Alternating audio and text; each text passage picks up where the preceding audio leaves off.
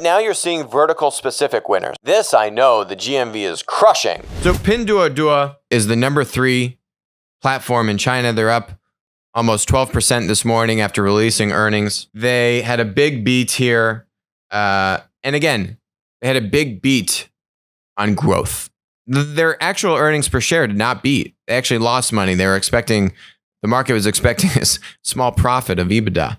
But they beat. They had $1.06 billion in revenue, where the market was expecting about $880 million in revenue. It's a pretty big beat, especially with all the rhetoric around, you know, the US-China trade deal and the Chinese economy slowing and hurting. So again, for these young platform companies, Pinduoduo was founded in 2015, guys. Okay? It's not even 5 years old. This thing went public last year. This thing went public in 3 years from being founded, and it's the #3 e-com site in China. I mean, holy moly.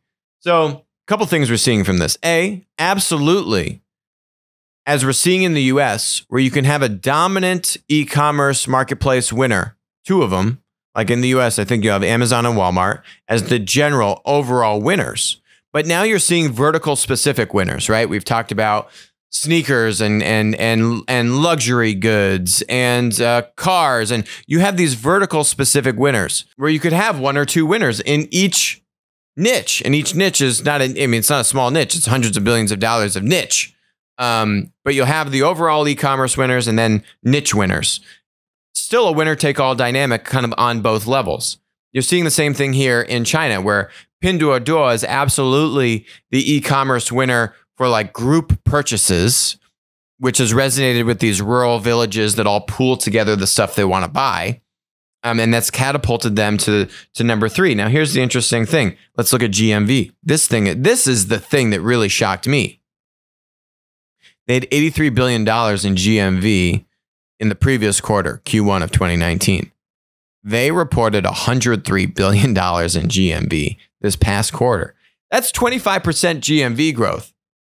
That is the most exciting thing to me. I honestly don't care that they beat by, you know, $100 or so million in revenue. To me, especially if the company is less than 5 years old, I'm looking at the true top line. And true top line, as I've griped against Lyft, true top line for a platform, especially marketplace, is not revenue. It's GMV. My big problem with why Lyft is not disclosing that anymore. I want to see the total throughput of stuff and how fast that's growing.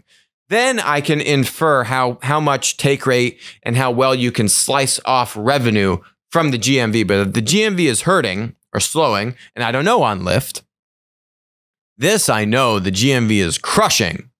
And so that's going to make me very bullish on Pinduoduo and their ability to eventually, you know, break even. And they're basically at break even right now.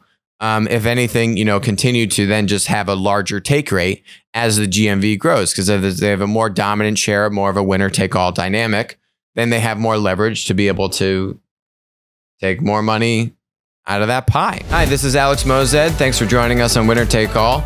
If you enjoyed the content today, which I bet you did, please comment, subscribe, and definitely message me on Twitter when we're doing live streams.